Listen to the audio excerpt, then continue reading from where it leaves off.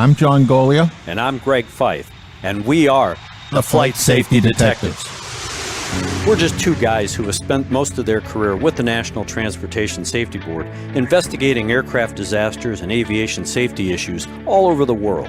Yep, and this podcast is where we talk about everything from accidents, airplane technology, to the big business of aviation. We live and breathe aviation. My co-host John has been in the aviation business for more than 60 years. He was the first and only airframe and power plant mechanic to get a presidential appointment to the National Transportation Safety Board. And Greg is a former air safety investigator and GO team captain for the NTSC. He's investigated everything that flies worldwide since he started his career 40 years ago. And on top of that, he is a Living Legends of Aviation inductee.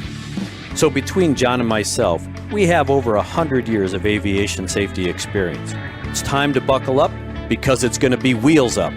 Let's get this show in the air. Well, good day to everyone. I'm here again with my good friend Greg Fife, and we are about to undertake a essentially moment-by-moment analysis of the events leading up to the Lion Air accident. We've been talking about it for quite a while, and we are about to go into the detail that many of you have been asking for. Yep, and I appreciate always talking with you, John, just because we always have the, at least the entertaining perspective of challenging each other, looking at all of these detailed facts, and then trying to put those facts in proper context.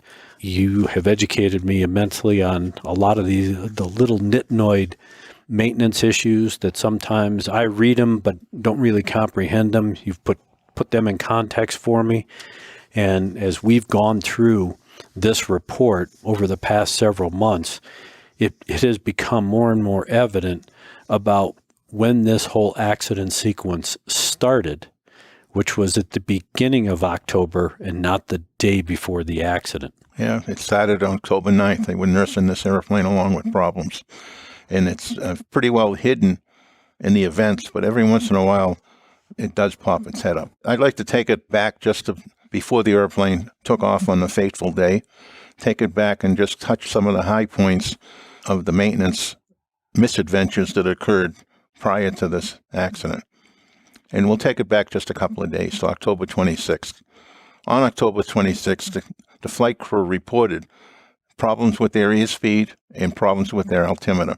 They had flags on the primary flight display on the captain's side, and they flew it with those flags from China to Indonesia. Then it gets a little fuzzy with what happened. They don't mention what action was taken, but then there was a reoccurrence of the problems. There's a troubleshooting process there that this report never dissects, never talks about what these guys did, like you said, to identify what the problem was, come up with a solution, and then return the airplane to service. And it's obvious they didn't. If they did do anything, it wasn't the right thing because the problem popped up again. Right. So after 3 days, from the 26th, after 3 days, the night before the third day, they replaced the Aoa Sensor, which is the little vane that's on the side of the airplane that tells you whether you got nose up or nose down. The one they replaced it with was not a brand new unit from Boeing. This was a brand new airplane, relatively speaking, but they replaced one that had been installed on an airplane that was manufactured quite a few years earlier. It had been repaired by a repair station in Miami. It was sitting on a shelf in Indonesia as serviceable, waiting to be put on an airplane. We know that the unit was not overhauled properly because that repair station that did the work ultimately had their certificates removed. And ultimately, they were sold to Collins Aviation. And the FAA went in right after this information started to come out about where that AOA, what its history was. They went in and really did their job. They went in and dissected the operation, see how they were doing these overhauls, and found that they weren't doing them properly. So, maybe we'll take a second here and just talk about what that means. There's a repair manual that all of us in maintenance has to follow. It's a set of procedures, just like the pilots have procedures. In maintenance, we have a set of procedures for 121 carriers for airlines and the repairing of those parts for the airlines. So the FAA went in with the NTSB, and they took a typical unit, and they asked them to go through their overhaul process while they watched, and mated it up with the paperwork, the process that they were supposed to follow. And it didn't take very long when they found out what the process that this repair station was using was not in accordance with the manual. The tooling that they were using or the test equipment they were using was not approved to be used on this particular part. And because of those problems, certificate was removed so that they no longer could do that work. But in any event, this unit that went through the improper procedure was sitting on the shelf, and it got installed on an airplane. Now, one of the things you have to do when you change an angle of attack, I keep calling it transducer. That's what we called it in my day. But today they call it, geez, I even forgot already. The vane. The vane, they call it. Anyway, they replaced it, and there's a test that has to be done. There's a tool that Boeing has specified, and it's a tool that you slap on the side of the airplane, secured on the side of the airplane, I should say. Maintenance term, slapping on the side. You put on the airplane, it's held in position, and then you move it by degree, nose up or nose down, and you compare that to the instruments in the cockpit. And they also have a procedure in there, in the event you don't have that tool, that you can use an alternate procedure. And the alternate procedure is you move the vane to full up, neutral position, and full down, and you read it on the computer that it's working properly. And that's how they calibrate, or supposed to calibrate, that newly installed vane, because these vanes don't come already calibrated. Right, to the airplane, to the system. So that was done, supposedly. They said it was done. We know from the flight data recorder that it wasn't done, because immediately after this work was done, when the airplane was taken off, it was 21 degrees bias. Bias means it's not pointing in the right direction. So it was 21 degrees saying that you had nose high when in fact you were level. So there was no way that alternate method could have been performed. And in fact, what really screwed me through the roof with that is these guys were so convinced they could get themselves out of trouble, if in fact they were in trouble, that they provided a photo to the investigative authorities that they said was a copy of the flight director, and it showed that the work that they had done. Yes. But they were so out of touch with the airplane, they failed to realize that down in the lower corner of the display was the date and time. Yeah. And it was 2 days after the accident. Yeah. So it's just how this facility still has a certificate to repair airplanes is beyond me. And it's a demonstration of the lack of character and the thought that they could hoodwink investigators by doing this and calling it the actual airplane and proving that they did something.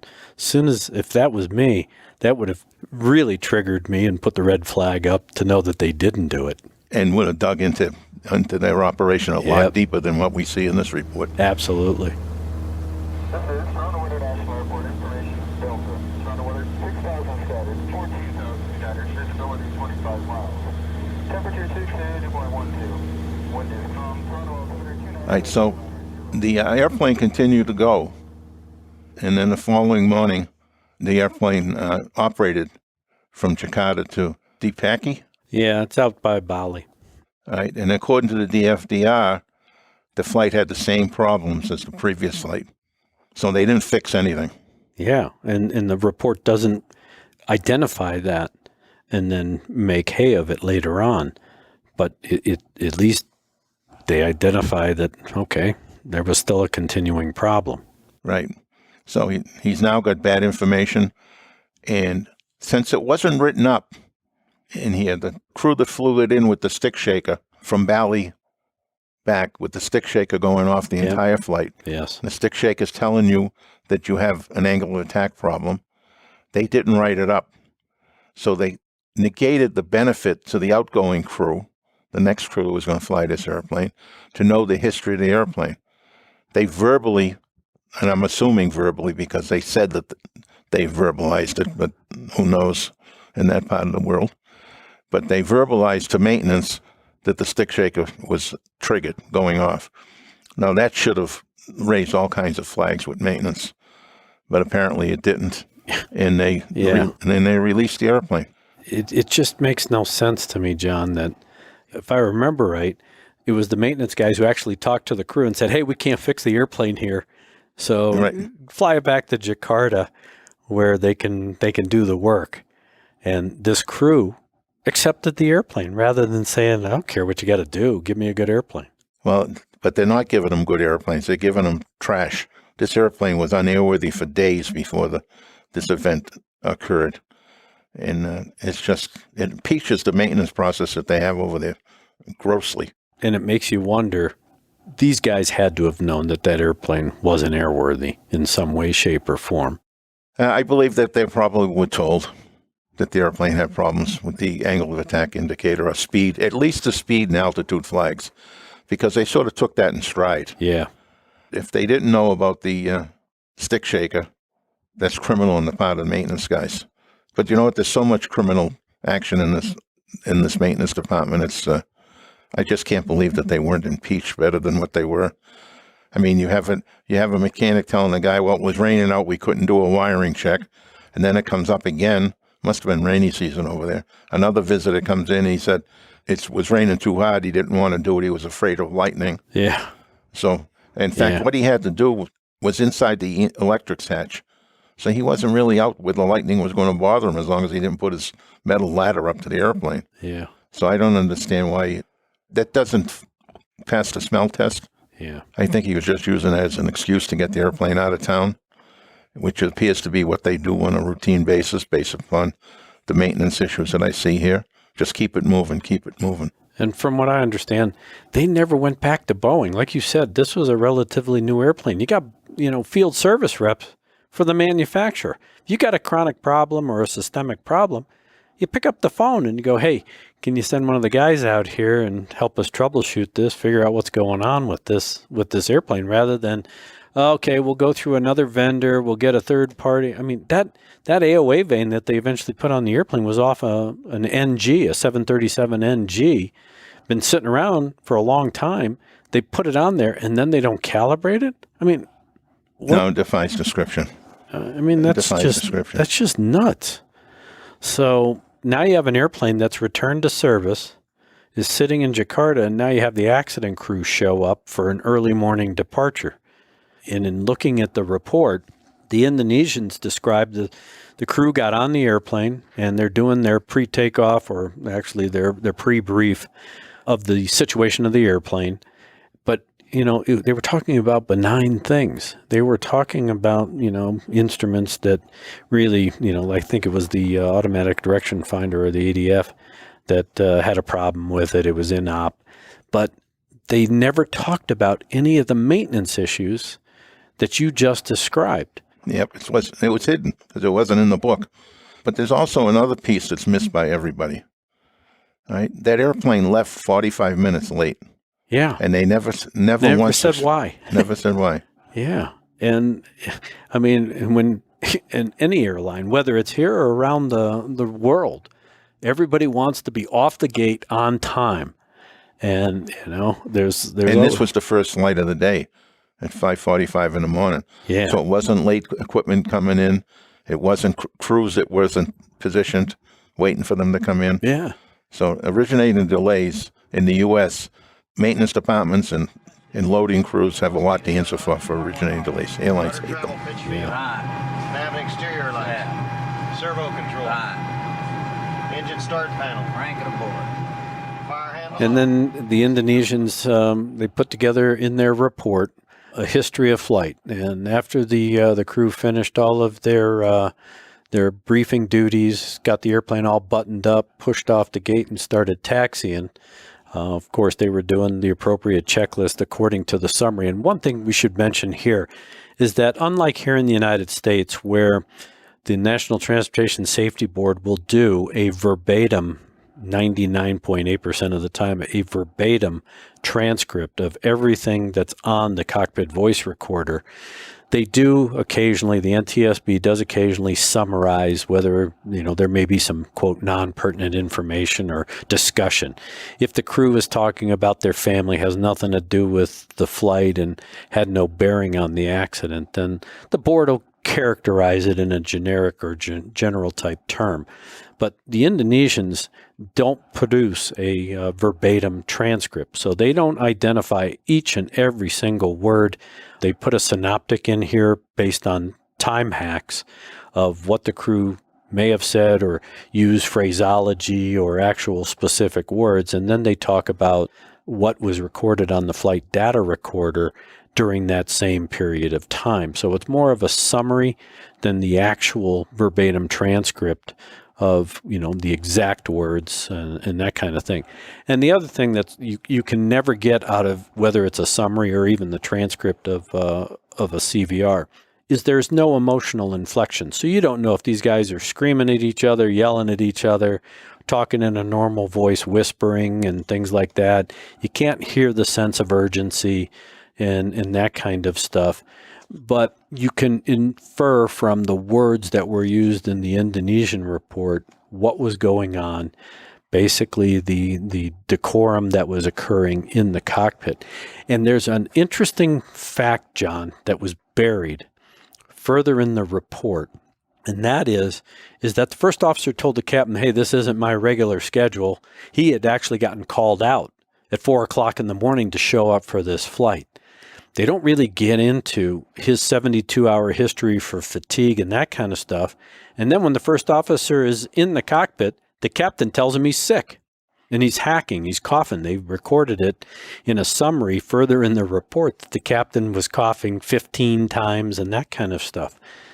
Those two elements right there. Raise multiple flags. Exactly. You got a sick pilot. You got a captain who's sick. So again, everybody knows how they feel when they're sick.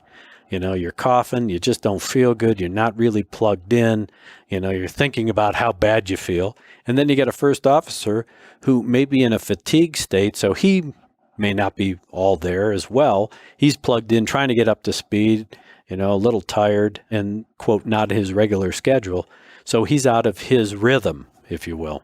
It's been widely reported that this airline pushed their flight crews. Long days, yes. Long duty days, minimum rest turnarounds. Yep. So they don't mention that anywhere in the history of the flight and so pages where we would, as NTSB would. Exactly, because we go back and we look at their physiological history, especially if they say they were sick. Look, when you look at what the NTSB looked at, just in the Buffalo accident, that Continental Express accident, the first officer on that was sick. She was sick. Right. She had been flying the system because she was commuting in. She was sleeping in a crew room, and the board really dissected, not only her illness but her fatigue state as well. And I didn't see any of that really discussed in this report. So then, as the crew gets out to the runway, they do the normal things, talking to ATC, getting a clearance. And they get the airplane ready for takeoff. Of course, they line it up. They do, I guess, what you could consider as a lineup check. They start to fly. The captain is the flying pilot. The first officer in this case is the pilot monitoring. And they start their takeoff roll at 20 minutes past the hour of 6. And the airplane starts to accelerate down the runway. Now, the NTSC, which is the Indonesian version of the NTSB, they talk about per time hack what was going on. So, 15 seconds after the power was pushed up, the first officer called the 80 knot call, which is where the first officer and the captain, when the first officer calls 80 knots, he'll look at his airspeed indicator, captain looks at his airspeed indicator to see if there's parity between the two. The flight data recorder indicated that there was apparently about a 3-knot speed difference between the two airspeed indicators. That's not enough to call for an abort or be concerned. Or even noteworthy. Yeah. So that would have been normal. It's just that the flight data recorder does give you better fidelity as far as the data. But again, you have to see in context whether that's pertinent or not. So the one cue that did come up as they were accelerating was the fact that these are PFDs, or the primary flight display. They're glass cockpits. This airplane's a glass cockpit, so it uses the equivalent of a TV tube to project information for the pilots. It's airspeed, altitude, vertical speed, pitch attitude of the aircraft, navigation information, a variety of things. There's a lot of information on the PFD. And it has cues on the airspeed tape. It's a tape that moves vertically. So as the airplane accelerates, the numbers move one direction. It decelerates, it moves it in an opposite direction. But when you've programmed your flight management system with the appropriate aircraft weight, some of the temperature conditions and altitudes, or your pressure altitudes, it will give you reference cues as to, for takeoff, how fast the airplane has to accelerate to a specific speed to hit your V1 speed, or your rotate speed, or your V2, which is an acceleration speed, after the airplane becomes airborne.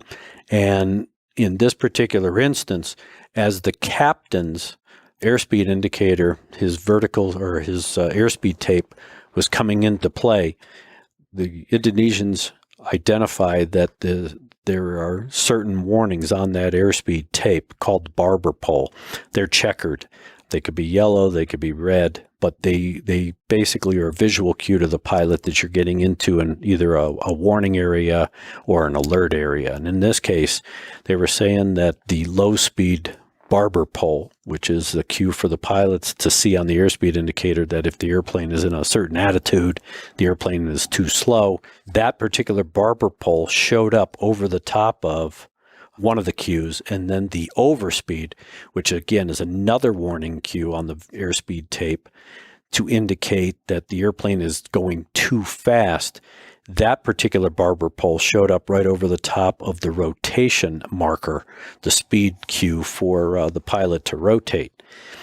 Those two visual cues that occurred on the captain's side should have cued him that something was wrong. And he hadn't gotten to the rotation speed yet, according to the timeline that the Indonesians put together. So he had the ability to abort at that time.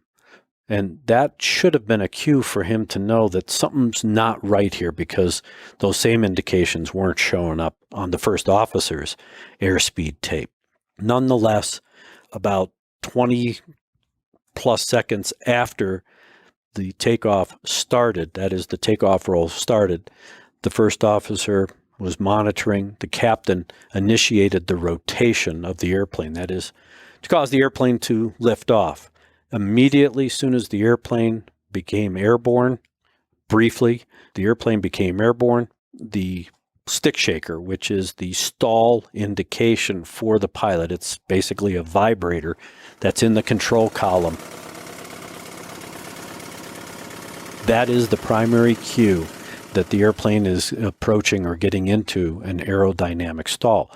Well, that stick shaker activated, and through the investigation, it was determined that because of the inappropriate or improper calibration of the angle of attack vane, it provided bad information into the computer that activates the stick shaker, and it actually caused the stick shaker to fire, basically indicating that the airplane was flying slower than it actually was.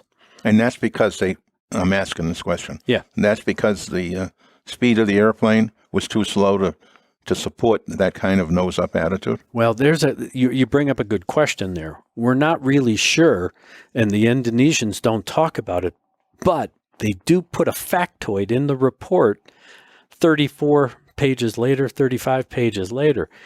At rotation, when the airplane became airborne, the stick shaker activated. Now, the airspeed was good because the first officer had good airspeed, but they never talk about what the airspeed was compared to the standby, because there's 3 airspeed indicators on that airplane. They never look at the standby. They don't do any comparison. But when the airplane became airborne, stick shaker went off. The airplane actually retouched the runway. So it was off the runway and then touched back down. Nobody's talked about that, and it's a little factoid buried way deep in the report. Even the Indonesians don't talk about it. They cite it as a fact, but they don't analyze it as to what may have been the cause. Personally, I believe that soon as the pilot got stick shaker right at as the airplane rotated, because you pull the control column back, soon as stick shaker happened, he released or relieved that back pressure of just a little bit, right? Just a little bit, and the airplane settled back to the runway, touched back down, but then he pulled again, and the airplane became airborne and started to climb away. But nowhere in this report is that dissected as to the importance and the pertinence in this whole sequence of events. At the same time, right at rotation, as the airplane was coming off the ground, the crew got a takeoff configuration warning. Now, typically a takeoff configuration warning happens when you don't have the flaps properly set and you push the power up. And we saw that in an accident involving Northwest Airlines. Right, Detroit. And the crew failed to properly set the flaps. They pushed the power up trying to take off on a runway. They get the takeoff configuration warning saying, hey, the airplane isn't properly configured for what you want it to do. Well, you don't normally get it on liftoff, but that's where the takeoff configuration warning sounded. And not only did it sounded briefly, but the first officer actually called it out. But there was never any response to that other than the captain asking a little later on what that was all about. But then it was a conversation that was abandoned after that. Right. 4 seconds later, he asked that. Yeah. And then they never discuss it again. You know, one of the things I was negligent in when we started this discussion is for those people out there listening to us that want to follow with the report, you can go on PAMA's website. PAMA is the Professional Aviation Maintenance Association. So it's PAMA.org, and up there under the podcasts, if you log in with the podcast site, you can go in and actually get a copy of this report if you want to follow along with us. And when you look at just, again, this history of flight, there are time hacks. So as the airplane is accelerating, takes off, it became airborne. Of course, it touched down. They did get the takeoff configuration warning. These are critical elements that were never discussed. They were discussed as a fact, but they were never analyzed into the whole sequence of events and what pertinence they may have had in identifying crew issues, airplane issues, or a combination of both. And so you're now basically 45 seconds into the actual flight from the time the power was pushed up for the takeoff roll into the initial climb. And again, there are some pertinent facts that are buried throughout the report that unless you read the entire report with every word, you won't find it. And how convenient. It's because these are pertinent issues that, don't support MCAS. Because MCAS is inhibited as long as the airplane has flaps configured and the autopilot off. Pilot has to be manually flying the airplane, and given the fact that the flaps are down during the initial stages of takeoff, you are going to have MCAS inhibited. So now, of course, the airplane takes off. 45 seconds after the power was pushed up, the airplane comes airborne. They get the stick shaker and this takeoff configuration. The first officer questions the captain about returning to the airport. The captain never responded to him. But then again, shortly thereafter, the first officer says, hey, what do you want to do about this? Go back to the airport. And the captain says, no, we're going to go to a holding pattern. When you start looking at the sequence of events, John, just in that first 45 seconds to a minute, there are a number of things that took place that have an effect not only on crew performance, but could shed light on aircraft performance. And that is the fact that the stick shaker activated. We know why from the AOA vein, but why would the takeoff configuration warning occur? Most likely it was because stick shaker went off at a point, time, and space when it shouldn't have activated. But again, no one ever talked about that.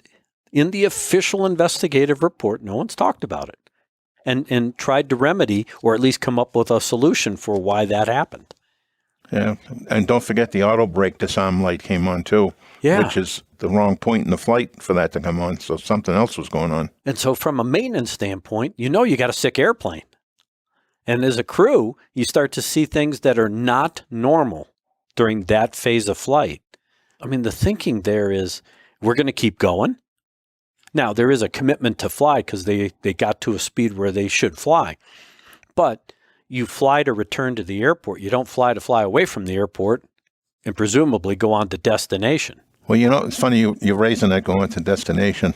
I recently read in, I think it was Aviation Weekly, that Lion Air's policy was much like our friends at ValueJet. You don't complete the trip, you don't get paid. Wow. And it includes the back-end crew, too. So the pilots and the flight attendants would not have received their pay for that flight if they returned to the gate. And we've seen that, too, in the past, that pay to play. We saw that a lot with, quote, the early commuters / then the early regional carriers here in the States. And that was one of the major complaints and that's really what prompted a lot of these accidents was pilots trying to complete the flight so that they got paid. Right. And I wonder if that wasn't here because some of his actions really defy the description. And they do suggest that, because instead of coming back to the airport, he wants to go out to a holding pattern trying to figure it all out and then presumably go on to destination. And if you look at the day before, that's exactly what they did. They don't want that airplane on the ground in Bali. They're going to milk it back to Jakarta. I don't care how sick it is. And so dissecting the report at 21 minutes after the hour of 6 o'clock in the morning, as these events were starting to unfold, immediately the captain asked the first officer to perform memory items for unreliable airspeed. Now, it's obvious that the captain had good situational awareness. He knew what was going on. He knew he had unreliable airspeed because he had some disagree lights. They're not sounds. They're not horns. They're not whistles. They're not bells. They're anything. They're lights. And it was obvious that he understood that they had unreliable airspeed. Again, there is no discussion between the captain and the first officer about unreliable airspeed. But the first officer does call ATC and ask them how fast they're going based on what the air traffic controller is seeing them do on radar. And the air traffic controller gives them a speed. The problem is that's ground speed. That is not an actual airspeed. But you can use it to kind of figure out possibly how reliable one airspeed indicator may be if that airspeed is kind of close, if you will. But you got 3 airspeed indicators in the cockpit. I was just going to say that. And in fact, the crew the day before had used the standby airspeed indicator to determine which airspeed was good. Yet this crew didn't. And that's part of training. That's you're trying to use all the tools that are available to you, and they failed to use all the tools that were available, which was that standby airspeed indicator, to figure out which airspeed indicator captain or first officers was correct. And so as the airplane then continues, the FO never responded to the captain's command to perform the memory items, and it's really just 2 memory items. Those memory items are autopilot off, auto throttles off, because when they took off and they hit the takeoff go-around switch, that engages the auto throttles on this airplane. And part of the checklist items basically are to relieve the airplane of automation, autopilot off, auto throttles off, so that you're hand flying the airplane. That never occurred. The first officer never acknowledged it, never ran a checklist, nothing recorded on the CVR. And the FDR does indicate that the auto throttles did, in fact, remain engaged, which was contrary to the procedure. At 21:44, which is 21 minutes after the hour and about little over a minute and a half into the flight, the FO, the first officer, asked the captain, "Hey, what altitude do you want me to tell the air traffic controllers on the ground that we're going to come back to the airport?" He asked them, what should we tell them when we're going to fly the downwind? This is when the captain rejected the return to the airport and told the first officer to request a holding pattern. You have a sick airplane. Why would you go out to a holding pattern? I mean, it's flyable. It's obvious that it's flyable because the captain's flying it. Does he have stick shaker? Yeah, but there you start to fly pitch and power because you have an unreliable airspeed. You haven't really gone through the procedures to determine which airspeed is correct. But regardless of that, there is a procedure to fly a prescribed pitch attitude and a prescribed power setting. And oh, by the way, the weather was good. So you can look out the window and see where the nose is on the horizon. You have an artificial horizon, an attitude indicator in the airplane to tell you where the attitude or the nose position is relative to the horizon. It's a prescribed procedure that they failed to even think about. Just one of several. But these pilots are professionally trained crew, supposedly, flying an air carrier airplane for an airline. And again, we go back to the training piece. What was in their training syllabus? What were they trained to? Yes. It's unique to every country in the world. So the U.S. obviously has very rigorous training. Most of Western Europe has rigorous training, but other places may not have such rigorous training. We've heard some folks talk about that. And I wish they would have dissected the training program because I think in previous podcasts, you and I have had this discussion briefly, and that is when a manufacturer prints their manuals, whether it's a AFM, the airplane flight manual, whether it's a maintenance manual, whether it's any updates, they're printed in English. So those English manuals go to Indonesia, they go to Ethiopia, they go everywhere else. But what language are these pilots being trained in? And as the old saying goes, there's always something lost in the translation. So how in depth are those training programs? How deep do they go in detail into aircraft systems and operations and that kind of stuff? And are they doing it through a computer-based training? Are they doing it through an instructor who's droning on for 8 hours a day that people have tuned out? What methodology was used to train this crew, these pilots, in the operation of this particular airplane, or any airplane for that matter? It starts to tell the story here. And again, at this point, you're only a little over a minute and a half into the flight. They don't have the auto throttles off. They do have the autopilot off because the pilot's hand flying, the captain's hand flying the airplane. MCAS isn't armed or activated because the flaps are still in the takeoff configuration. The pilot should have been flying pitch and power at this point because he knows he's got unreliable airspeed, and they're still trying to figure out what it is that they should be doing about that. And the FO is talking to the controllers. So he's basically unplugged from what's going on in the airplane because he's talking to the controllers, trying to comply with their instructions to fly headings and altitudes and everything else, rather than being a little more assertive and saying, look, we got a problem, give us a block altitude or whatever, or hey, we're coming back. He's still out there, just conversing with the air traffic controller. The controller asks him, what's the nature of your problem and things like that, versus being very, very succinct. And we've got an issue. We're not going to talk to you anymore. Stick us in a place where we can figure this out. We're probably going to come back or whatever. That's an unnecessary distraction that's going on at a critical point. They're just on takeoff. They have some sort of issue. It hasn't compromised the controllability of the airplane, but they don't know the extent of it at this point. He's just talking to the air traffic controller. The captain doesn't want to go back to the airport. He wants to go to a holding pattern. I think that was a wrong decision. You got a sick airplane, get it back on the ground as soon as you can. And again, we saw this kind of attitude as well with Alaska 261, where they knew they had a problem in flight. And instead of troubleshooting it like they were trying to do and milk it up the coast to, again, back to a maintenance base, they should have put the airplane on the ground. In that case, 261 overflew 10 airports that they could have landed at. Yes, while they still had control of the airplane. Right. They lost the airplane because they didn't know the severity of the problem. They knew they had a flight control problem, a pitch problem, but they didn't know the severity of it. That's a common thread you see fairly often, is that you've got a problem with primary flight controls, and the crew wants to troubleshoot it in the air. And the outcome is almost always not what you want. Yeah.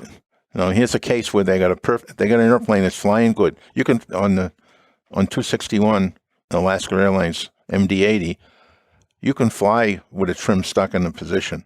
You can actually land it with the thing really grossly out of trim if you have enough runway. LAX has got a 10,000 or 11,000 foot runway, so they certainly could have landed in LA. They overflew LA. Plus, there's a couple of military bases out there we didn't even talk about when we talked about that report. Yeah. But troubleshooting problems with your airplane in flight is one of the dumbest things pilots can do. If you've got a problem, put it on the ground, get it looked at where it's going to cause no additional problems. Because like in the case of Alaska, their attempt to troubleshoot finished, it was the coup de grace to the airplane. The airplane was fine, stuck where it was, but they were playing with it, trying to break the stabilizer free, and they did. Yeah. It's that kind of thing. And we've seen it with in-flight fires with Swiss Air. Instead of messing around with the fire, just get the airplane back on the ground. Who cares if it's overweight? Put the airplane back on the ground. You'll eventually fix it. Good morning, you're on the ground. Canadian 920. We're just coming up to Alpha Juliet. A920, runway 24. So as this scenario continues to escalate, the first officer suggests to the captain, 2 minutes into the flight, the first officer suggests to the captain, hey, you want me to raise the flaps from the 5-unit position to the 1-unit position. This is the FO suggesting to the captain rather than the captain commanding this. Now, you can surmise that the captain is flying the airplane. He's got this stick shaker going, so he's dealing with that. He's trying to assimilate all the information. He's not really thinking about flap schedules, so the first officer prompts him, hey, do you want me to pull the flaps up? To which the captain says, yeah, bring them up from 5 to 1. So you're 2 minutes into the flight. MCAS is still not armed, and it is definitely not activated because the flaps are still down. 2 minutes into the flight. It was an interesting point that at 2 minutes and 14 seconds into the flight, the captain directed the first officer to take over flying the airplane. Again, it's hard to understand why the captain might do that, given the fact that he's the one in the best position to understand what's going on with the airplane. He's already developed that sense of feel for the airplane as far as its flying characteristics and what he's got to do to keep the airplane going in the right direction under control. But he really wants the first officer. Captain directed the first officer to take over. The fortunate thing here is that the first officer told the captain to stand by, and he told him to stand by because he was still answering the air traffic controller's instructions and trying to comply and figure out what they wanted him to do or what they wanted the crew to do. So the captain continues to fly. 2.5 minutes into the flight is when the first officer says, hey, you want me to pull up the rest of the flaps? And the captain finally agrees. So by the time the flaps actually come to faired or 0, fully retracted, that airplane's been in the air for 3 minutes. No MCAS, no MCAS activation. Now, there are some altitude deviations and airspeed deviations because the pilot's hand flying the airplane at this point. They're hunting altitude because there was a disparity with altitudes as well as the airspeeds. But he's manually flying the airplane. The auto throttles are still engaged, so the airplane is accelerating quite rapidly. Yet there is no MCAS arm, there is no MCAS activation. And it wasn't until 2.5, almost a little over 3 minutes into the flight that the flaps finally come to retract. But just before they finally come fully up, the enhanced ground proximity warning gives an oral alert saying bank angle, bank angle. And that's because the captain who's flying the airplane rolled the airplane into a 35-degree bank turn, which exceeded typically what the standard would be at 25 degrees. And again, that's because they're trying to hit headings and altitudes that were provided by the controller rather than just telling the controller, hey, if we're not coming back to the airport, then send us out into space, give us some altitude. We're trying to figure out an issue here. But they're trying to comply with controller instructions that want them to make turns left and right and change altitudes. So now you're trying to deal with an airplane problem. You're not really sure what the airplane problem is. You got stick shaker going on, which is kind of annoying. It's not detrimental. You can fly the airplane with the stick shaker. You got all these distractions in the first 3 minutes of the flight, and we haven't even touched on MCAS as far as its involvement. And in fact, that time at 3 minutes into the flight, with the autothrottle still engaged, they were doing 251 knots at a low altitude. That's a lot of speed. That airplane wasn't even near stall or anything else. But again, it's all about situational awareness.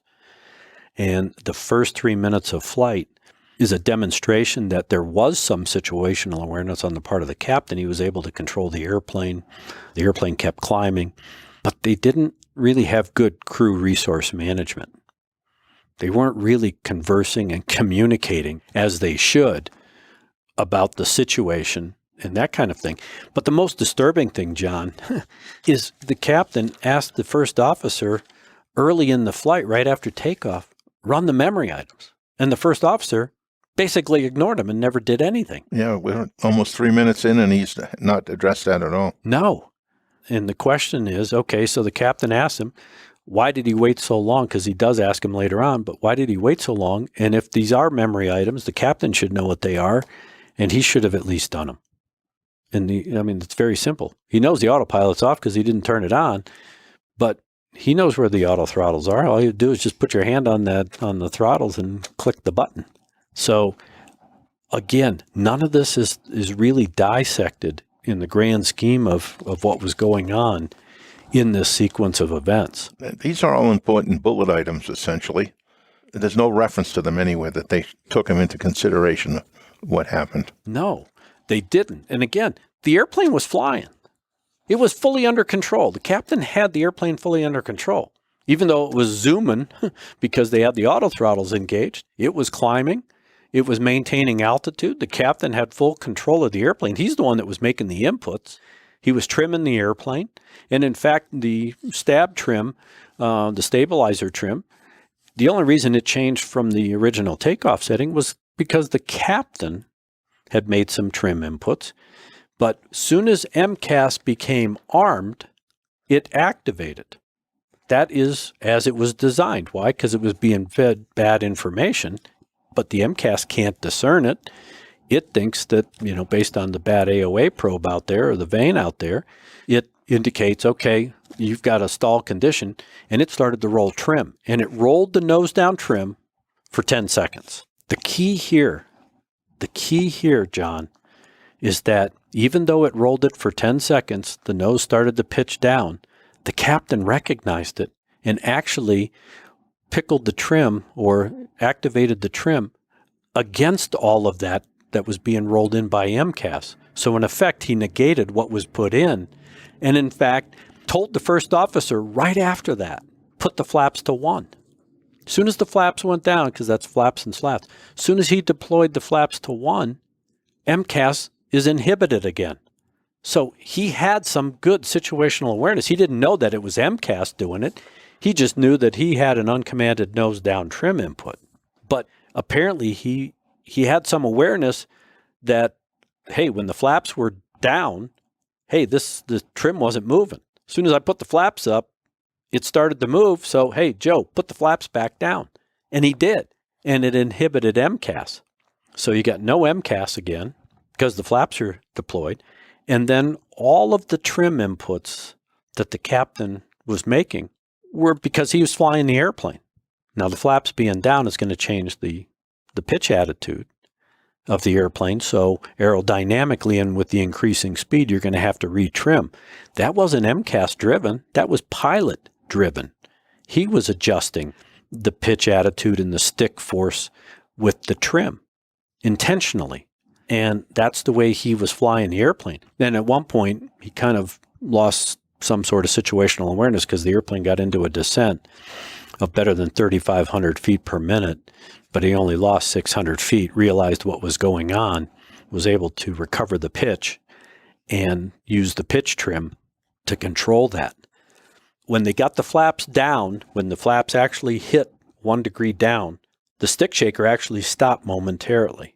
And again, there was no discussion in the systems description as to how and why that could have happened or would have happened.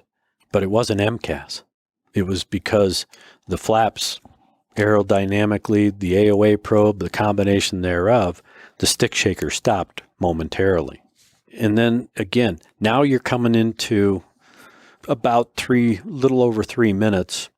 The nose up input by the captain was all intentional. The MCAS was inhibited. The captain's making the pitch trim inputs, and the airplane is controlled. They're flying, and they're trying to comply with all of the air traffic control instructions, headings, altitudes. Yeah, it was a little sloppy, sure, because he's got stick shaker and he's flying a sick airplane. But, I mean, at this point, 3 minutes into the flight, they're doing 322 knots with the autothrottle still engaged. They were smoking. They were at a high rate of speed. And, you know, again, they're not flying a particular pitch attitude. They're not flying a power setting because the autothrottles were still engaged. But all of the trim inputs based on the flight data recorder were done intentionally by the captain who was moving or activating his trim switch. 3 minutes, a little over 3 minutes into the flight, they already have the flaps at 1. They put the flaps down to 5. That was a benefit in one way because it continually kept MCAS inhibited. Don't know why they went to 5 because they sure didn't slow down. Right. They're probably already over the flap speed. But why they went back down to 5, there was no discussion between the crew. None. There was no real communication. But when you put the flaps down, of course, the pitch attitude of the airplane aerodynamically is going to change. It's going to require the pilot to, again, adjust the pitch using the trim. And he did. And it was all intentional, as recorded on the flight data recorder, that he was moving the trim nose up for several seconds and that kind of thing to fly the airplane. At 3 minutes and 4 seconds, the stick shaker reactivated. But the pilot had established a 1,500 foot per minute rate of climb with a 3-degree nose-up attitude. If MCAS was firing, it would have been trying to drive the nose down. So we know MCAS wasn't there. We know MCAS wasn't activated because the flaps are down. So he's now continually flying this airplane manually without MCAS involvement. And we're coming up on 4 minutes into the flight. So for 4 minutes out of an 11-minute and 37-second flight, 4 minutes, the first 4 minutes, MCAS has only triggered one time for 8 seconds. And all of the trim that MCAS put in, the nose-down trim, was negated or taken out by the captain activating the trim in a nose-up attitude and then redeploying the flaps to inhibit MCAS. So again, now he's flying just an airplane that has no special system, no mysterious system activating at all, with the autothrottles still engaged and the flaps at 5 degrees. The FO's airspeed indicator was recording 340 knots. Now, you're a maintenance guy, John. 340 knots with the flaps at 5, what would that suggest to you? No. Well, if he continued at that speed, he might not have flaps. That's right. You know, those flaps, you know, have an airspeed limit. And again, they aren't flying, you know, the airplane, quote, fully manually because they've got the autothrottle still engaged. But up to this point, we're now almost 3.5 minutes into this flight. There is no discussion between the captain and the first officer about airspeeds, comparing the airspeeds on each one of their respective airspeed indicators with the standby. None. Right, and the captain, at the same time frame, the captain's got on his display low speed and overspeed. Yes. Two displays, which should have said, hey, they can't have it both ways. And if he looked over to the first officer's side, which he could see. And he could fly cross cockpit because I was able to do it in the simulator. Right. But you got the standby, you know, and that's really all you needed. And again, if you really go back to a default position, it's pitch and power because there are a prescribed schedule for pitch and power. And so. And a clear day. And a clear day. And so now we're almost 4 minutes into the flight, 3.5 minutes into the flight. The captain commands the first officer to do the memory items again. That's a minute, almost 2 minutes after the first time he asked him to do it. And the first officer, again, there's a bit of silence there based on the Indonesian's report. And the first officer doesn't know what those memory items are. Meanwhile, the captain is still moving the trim, activating the trim, nose up. He's flying the airplane because with those flaps down and the speed increasing, nose wants to go down. He's trimming it up. Again, these are all intentional activations by the captain. No MCAS, no other magic system on this airplane. These are all trim inputs by aerodynamic force or prompted by aerodynamic forces with the increase in speed. And again, we're now 3.5 minutes into the flight. The first officer finally responds to the captain's request to do the memory items. And the first officer says, flight controls? Now, to me, I think what has happened is he doesn't know what they are, but then he's going to go look in a book and try and find them. And he's wondering what section in the book those items are. And he responds, flight controls. And the captain says, yeah. Well, 5 seconds after that conversation, and we're 3.5 minutes into the flight, the CVR records the sound, quote, similar to paper pages being turned. Now, here's the problem I have with all the so-called experts, all of these guys who, yeah, they're world-renowned pilots and airline pilots and everything else who have proclaimed that this cockpit was just full of bells and whistles and pandemonium and confusion, and these guys didn't know what was going on, and oh my God moment kind of thing. If the cockpit area microphone, which sits about 2.5 feet above a pilot's head, can record the sound of paper pages, not just paper pages, being turned, then there couldn't have been a whole hell of a lot of noise in there. Yes, you probably still had stick shaker going. Yes, you had occasional trim movements, but there was no screaming. There was no pandemonium and confusion and all sorts of bells and whistles to drown out the sound of pages being turned, paper pages being turned. You know, as we went through the simulator ride out there at Seattle, this scenario was flown 3 times. And I sat there waiting for all the bells and whistles. Heard the stick shaker, heard the tone for trim moving. Yeah. But I wasn't overwhelmed by the sounds. There were the only sounds were me asking the sim pilot, okay, I'm trimming, I'm doing this, and he's giving me, his feedback. But that's what this crew is doing. And if you read the transcript, they're still talking back and forth.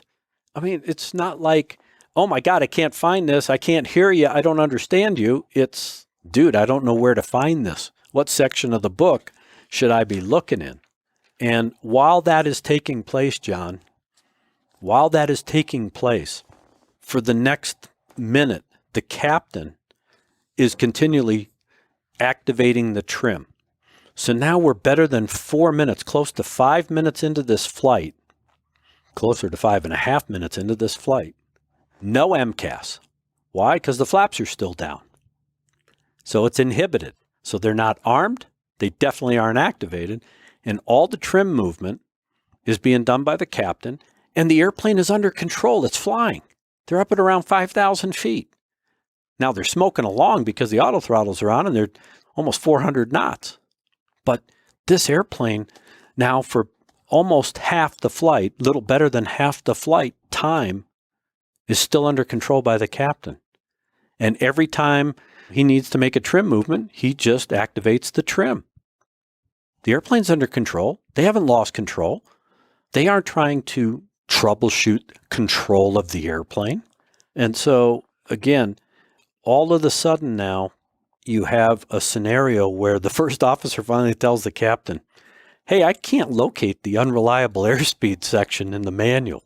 And it's like... It was almost a minute he was looking through it. Yeah. The question is, here is a professionally trained pilot who has some experience in airplanes, big airplanes, at this carrier. One, he doesn't know the memory items. 2, now he doesn't know where in the manual he should be looking. How is he in the cockpit?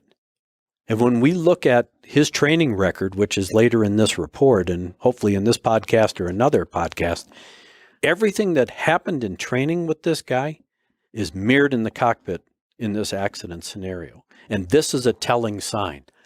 I don't know what they are, and I don't know where to look. And in fact, the CVR, again, after he makes that statement, you can hear the pages turning in the manual. He's hunting through the manual. Meanwhile, this airplane's motoring along at almost 400 knots. And, I mean, the captain's doing what he can to keep it under control. And it just floors me. But the bigger thing is, for 6 minutes, 5.5 minutes, there is no MCAS. There is no MCAS input. There is no MCAS activation. And the Indonesians bounce between terms, which I don't know if it was intentional or not.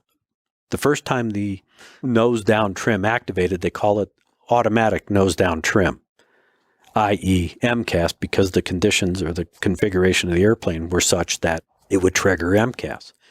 Then they referred to the nose down trim as MCAS. But then in the latter stages of the flight, right before the crash, they go back to automatic nose down trim inputs. Whether or not that was intentional or they just wanted to try and emphasize MCAS or whatever, who knows. But to this point, you're talking coming up on 0625, which is 5 minutes after the power was pushed up for the initial takeoff. There is no MCAS. There is no MCAS activation. One of the strange things, though, is that at 5 minutes into the flight, the flaps start to retract from flaps 5 to flaps 1. There is no discussion about that other than the fact that they say flaps move from flaps 5 to flaps 1. The Indonesians say in the report, there is no conversation between the crew regarding flap movement. So how did they move? Who commanded them to move? Captain didn't say anything. First officer didn't say anything. Who actually moved that handle from flaps 5 to flaps 1? Did they get blown up because of speed? There's no discussion whatsoever. But even with the flaps moving from flaps 5 to flaps 1, there still is no MCAS. It's not active, it's not armed, because the flaps only go to flaps 1. But there's no discussion. The discussion they are having, though, is the first officer still talking air traffic control, taking altitude and heading instructions.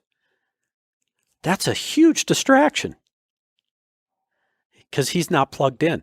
He's rifling through a manual trying to find procedures, and he's still talking to a guy in his ear.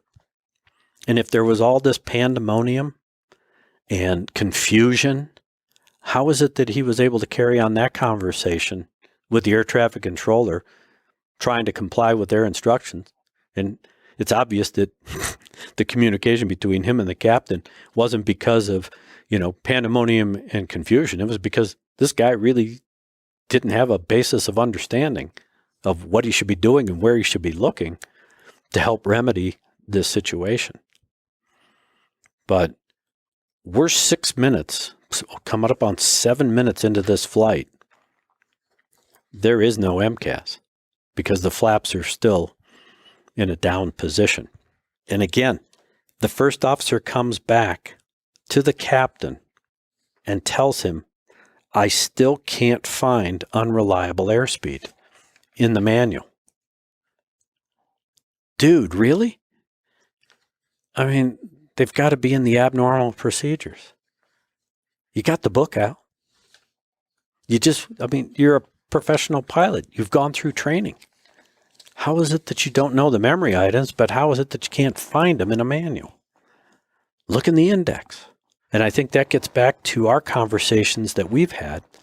Pilots are supposed to be level 4 English proficient, but that doesn't necessarily ensure that they are level 4 proficient in comprehension of the English language. They just know the words. If they don't understand English, then, I mean, yeah, it's one thing to try and speak it. It's another thing to try and read it and figure out where you need to be going. Under pressure. Yeah. High stress, high anxiety, the big picture starts to collapse.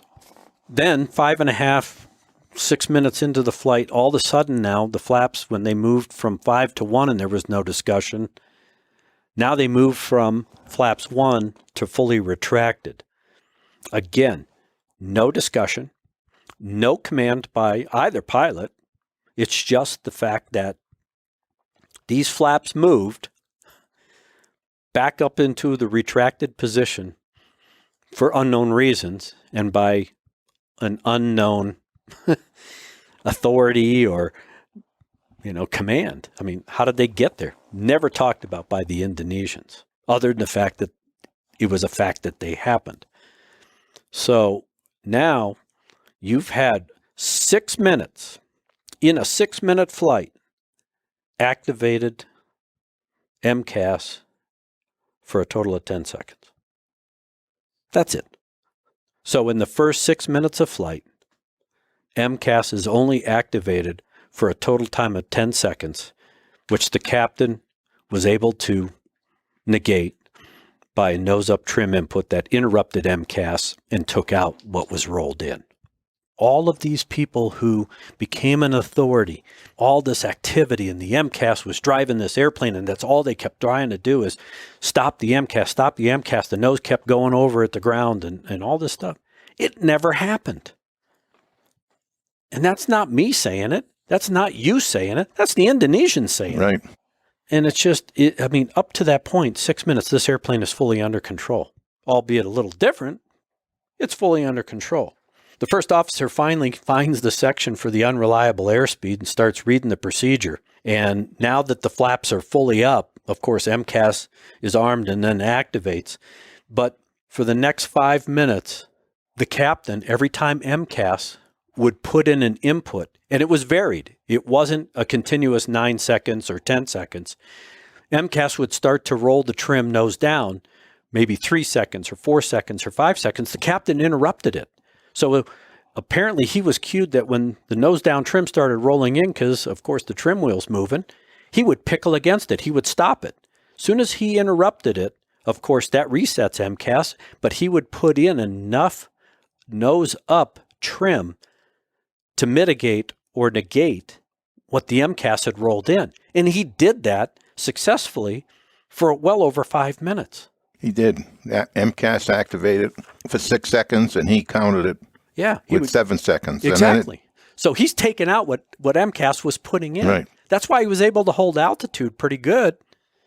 That's why the airplane wasn't diving towards the ground at Mach 4, is because he would take out what MCAS rolled in for nose down trim. He's got it down to a rhythm. Yes. His MCAS activated another time for 7 seconds, and he took it out with 6 seconds, and then it's back. And all that time, the units of trim in it were in the green, essentially. Yes. They were within the normal range. Because, so he kept it within the range. Because when the airplane took off, the stab was set at 6.6 units. And if you look at how many units, based on the flight data recorder, it varied from 4.8 into 6.1, 5.8, 5.5. So he's in that band. He's got the airplane under control. And he's doing a really good job. But the other thing is, he has developed, like you said, that rhythm, that tactile sense of what the airplane is doing. He gets it. He's got it. Now, the question is, why did he not just turn off the stab trim, since this thing kept moving uncommanded all the time? Even though he was controlling it, why didn't he just turn off the stab trims and then manually trim the airplane? I mean, that's the normal procedure for runaway trim. Yes. And so why didn't he do it? And where's the first officer in all this other than answering radio calls from the air traffic controller? And that causes me to pause for a second and look back a page in this report. The flap movement to 5 degrees to 1 degree up. When that happened, when he went from 1 degree to 0 degrees early on and he started to have the MCAS problem, he called to put it back to flaps down. So that would lead me to think that the first officer is moving this flaps. Without telling the captain what he's doing. Now, whether he's doing that because he's silently reading some procedure, we'll never know. But it's obvious that when you hear the pages turning, and it happens to be at the same time those flaps are moving, you might be able to draw the parallel or the conclusion that, hey, he must be reading something and he's doing this, but he's not telling the captain what's going on. And so we're now almost 10 minutes into the flight. The airplane is still under control. It is still flying, albeit waving up and down on the altitude, and the airspeed is continually increasing. And these guys are trying to follow headings that the air traffic controller is giving them. But for every MCAS input, the captain took it out using the trim switch, because every time he activated trim, it inhibited or interrupted MCAS, so it can't roll anymore. It would reset. He would take it out. As soon as he let go, of course, MCAS would trigger, but he was countering it. I think the biggest issue now is here's a guy who's got the airplane under control. He's got the feel for the airplane. The communication with the first officer isn't very good. And of course, the first officer really, I think, is situationally unplugged because he doesn't really know what's going on. He's hunting in the book trying to figure out how to fly the airplane. But the captain finally commands the first officer to fly the airplane. But just before that, another distraction popped up. Do you know what it was? Do you remember reading it? The controller. And there was one more distraction that is unexplained. At the beginning of the flight, John, early in the flight, before they taxied out, they were at the gate, an engineer from the company got on the airplane and introduced himself, popped his head in and said, hey, I'm on the flight, but I'm not rated on this airplane as an engineer, maintenance tech. He's sitting in the back. So now we're 10 minutes into a flight with a sick airplane, and the first officer calls the flight attendant. The first officer calls the flight attendant, yet it's not recorded what prompted that call. Most likely it was the captain, but the Indonesians don't write about it. It just says that the first officer calls the flight attendant to the cockpit. She comes in. He says, get the engineer that's sitting in the back. And then about 30 seconds later, you hear this person come into the cockpit and the captain say, see, look what it's doing. Then there's no response.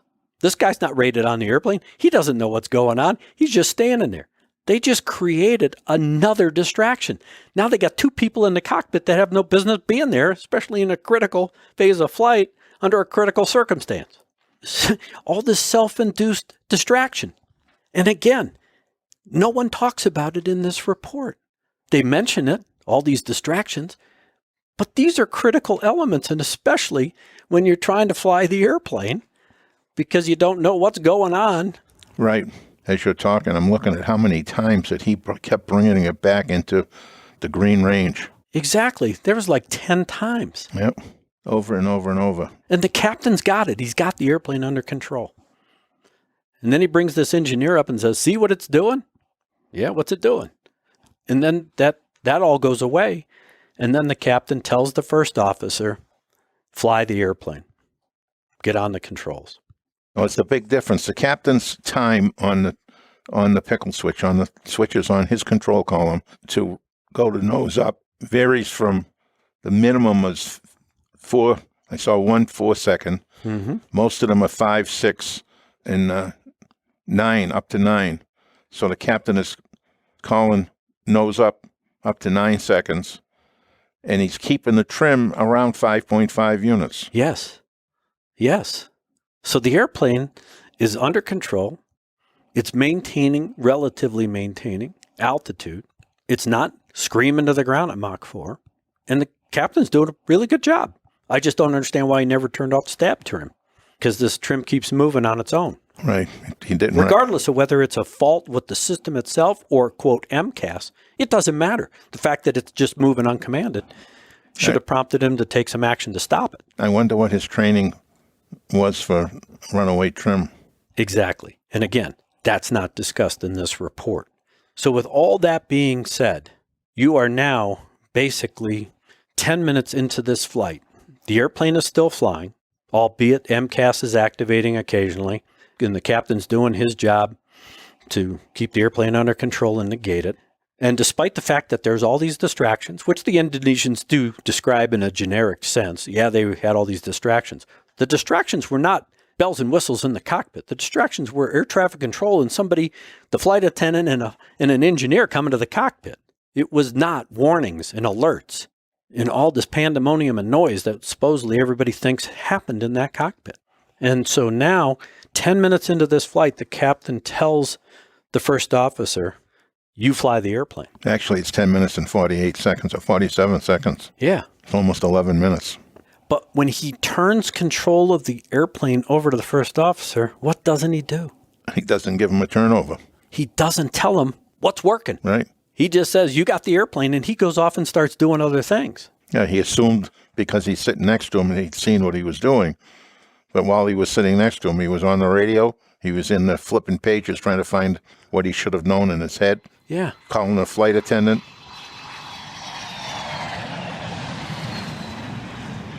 So now you got the first officer who really doesn't have a good sense or feel for the airplane.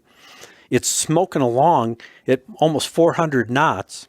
And the first officer's telling the captain as he's flying the airplane, because the nose wants to keep going down, he only pickled the trim or activated the trim for 2, 3, 4 seconds, even though MCAS is driving it a little longer than that. So he's never taking out what MCAS was putting in. Yeah, he put in 3 seconds at one point, which is half of what the captain was doing. Exactly. And in one case, it's actually a third of what the captain was doing. The first officer then makes a comment to the captain telling him the airplane wants to fly down. Okay? It wants to fly down. The captain, I mean, they're motoring along, John. I mean, the ground is right there. It's not that far away, and they're just speeding towards the ground. The first officer tells the captain the airplane wants to fly down, and the captain's response was, it's okay. It's okay. And he goes back to whatever he was doing. He never took control of the airplane, never coached the first officer. He should have taken command of the airplane right back. Yep. They never slowed the airplane down. All of this is taking place, and it took place in a little over a minute. The captain had the airplane under control for better than 10 minutes. He turns control over to the first officer that has no understanding of the airplane, let alone flying that airplane under those conditions. In a little over a minute, that airplane goes into the ground at a very high rate of speed. And it wasn't out of control. It was a controlled flight into terrain. Everybody wants to say, oh, the airplane was out of control. No, it wasn't. The airplane was under control if somebody had acted as a pilot and maintained control of the airplane. All you do is pull the power off and pull the stick back, level the airplane. Yeah, the first officer repeatedly put the trim in 1 second. More MCAS activation, put the trim in for 2 seconds. So he was falling behind every time it activated. That's right. And it became cumulative. They were in a descent rate of over 10,000 feet per minute down. At what point do you get plugged in and go, that's not right?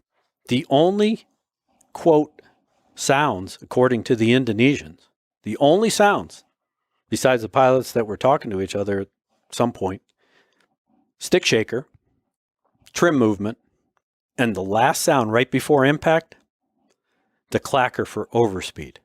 3 oral warnings that weren't going off at the same time throughout the flight. If that creates pandemonium and confusion, then I don't know how you can be in a cockpit. So for all of that, when you look at all of this, John, we've taken our time to kind of walk through it. Yes, there's more detail. Yes, I mean, we've dissected in encapsulated form the hits throughout the flight. But in that 11-minute, 37-second flight, that airplane was fully controlled until the last minute and 20. And it was the turnover. Right. No instructions to the first officer. I've been taking the trim out. I mean, all he had to do was look down at the trim indicator and just keep it in the green. Yeah. And, oh, by the way, let's pull the power back, slow this thing down. Nobody's paying attention to airspeed. Right. And the first officer had good airspeed. The standby, I'm sure, said the same thing. He had good airspeed. And they're motoring along at 400 knots. and they were worried about complying with ATC instruction, altitude headings. I mean, they got into a turn. It's like, dude, why are you doing that? Then they call the flight attendant up. Then they get another guy in the cockpit. I mean, all of these self-induced distractions. This wasn't a distraction caused by the airplane. It is one of those things, John, I don't know who's going to listen to us, who's actually going to follow through, whether the folks up on the hill are actually going to take a look and go, you know what, we didn't look at this event this way. It's just very difficult that when you lay this out, and again, we're just using what the Indonesians wrote. We're not putting a spin on it. Read it for yourself. Right. Do the timing like John and I have done. It's right here in black and white, right in the front. History of flight. And when you look at not only when MCAS did activate, but MCAS was basically null. It was neutralized by the captain every single time it activated.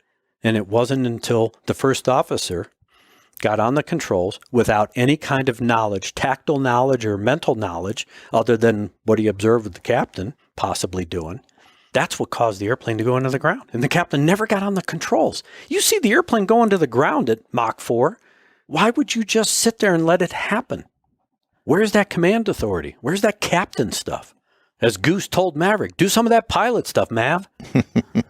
Where is that? Well, we got a lot of more detail to cover in the future episode. We have covered the entire history of flight and thrown out all the things that we have identified as being concern points. And it's just amazing that other people, especially the quote investigators and other quote experts, didn't take the time to read this for what it's worth. They read it to try and make a story that it was MCAS. They've reverse engineered the facts.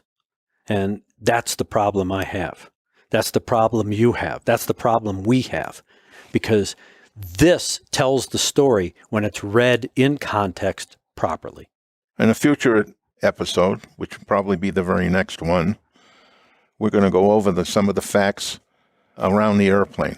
Look at the training. I want to look at the pilot's training records next. Yeah, the training records are going to, like I said, everything that you're going to see in the training, the pilot's experience and training, happened in this cockpit on the accident flight. Fly the way you train the way you fly. That's right. So with that being said, we know that this was one of our longer podcasts, but we wanted to make sure that we gave you sufficient detail about the sequence of events, the activation of MCAS, since this is the software system that everybody wants to focus on. Yet the investigative authority has demonstrated by their own words that MCAS was a player late in the game, and that in fact it wasn't the initiator, it wasn't the causal factor of the descent, but in fact it may have exacerbated a situation in the last minute of flight. But this airplane was under control, and MCAS had nothing to do with causing this accident because the airplane was flyable and could have been brought back to the ground safely had the captain maintained control, chosen to go back to the airport. It was obvious that they got it because every time he put the flaps down, it inhibited. Every time he activated the trim, it inhibited. So that defies description. Why did the captain keep pushing? What was the motivation to keep him going? He obviously did not want to go back. Yeah. All his actions indicate to me that he had no intentions of going back. I think you're right, John, with what you said earlier, and that is they were out to accomplish the mission. It was obvious from the day before to milk the airplane, a sick airplane, from Bali back to Jakarta, and that's what their norm is. We will go come hell or high water. Unless the wings fall off this airplane, we're going. And it's obvious that seems to be the mentality. And they forced it into an issue where, again, they could have been successful because guess what? The guys the day before were successful with the same scenario. These guys, and the captain was successful for 10 minutes. It was the first officer who was unsuccessful and wasn't being coached and monitored or overseen by the captain. Right. You can't put all the blame on him because he just had no awareness of what the captain was doing or for the amount of time, because he did go right to the trim to counter it. Yep. that had to be instinctive. Hey, the airplane's doing something I don't want it to do, so I'll go against it. It was just, why didn't he just turn it off after the second or third? Right. The fact that they're flying all these minutes and not recognizing runaway trim and not eliminating the trim. Well, John and I hope that at least you get a better understanding of our position, where we're coming from as far as the facts, conditions, and circumstances.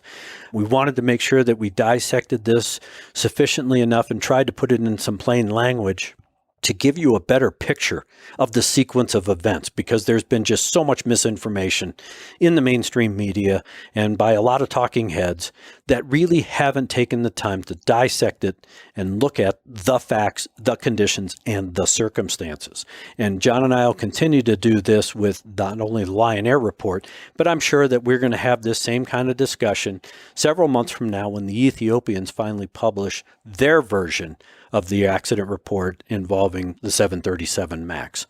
So with that being said, we always appreciate your feedback. We would love to hear your comments regarding this show. And again, we know that this is probably one of our longest shows, but again, it was one of those things where we wanted to make sure that we stayed in context and stayed with some continuity so you understood what we were trying to emphasize with regard to the sequence of events of this accident. So please get in touch with us. Come back to us in some form or fashion. You can always reach us via our email, which is flightsafetydetectives with an S at the end, at gmail.com. We would really appreciate your feedback. If there are questions about what we talked about today, definitely don't hesitate to put that in an email. John and I will get back to you. We'll either email your response or we'll talk about it on the air in upcoming episodes. But again, we always appreciate you listening to us, and we look forward to talking to you more and more and more about these safety-related issues. And don't forget, if you want to follow the report, it's available at PAMA, it stands for Professional Maintenance, Aviation Maintenance Association. So PAMA.org.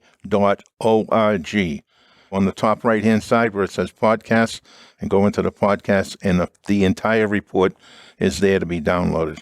And if you're looking to really help us out with this show, and again, we're going to be working to give as much good content, great content as we can. John and I want to go video at some point, but it does take resources, financial resources. If you want to be a contributor or a sponsor to our show, you can always go on the PAMA website.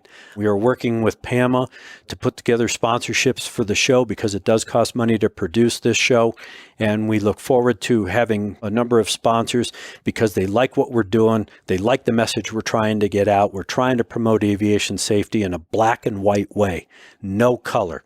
That's what John and I live by. That's what's on our business cards. That's the business we promote. Black and white. You think that we're right? Great. You think we're wrong? That's even better. Why? We want to hear your opinions. But we also need your support. And your support is both by email or feedback, and then, of course, financial. So, again, please don't hesitate to get in touch with us. We appreciate you as our listener and basically as an aviation consumer, because we want you to be at least in the know when it comes to safety-related issues in aviation.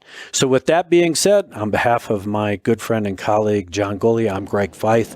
Fly safe. To listen to more episodes of the show, go to flightsafetydetectives.com or the Professional Aviation Maintenance Association at PAMA.org, and wherever you find your favorite podcasts. Catch us next time when John Golia and Greg Feith talk about all things aviation. Thanks for listening.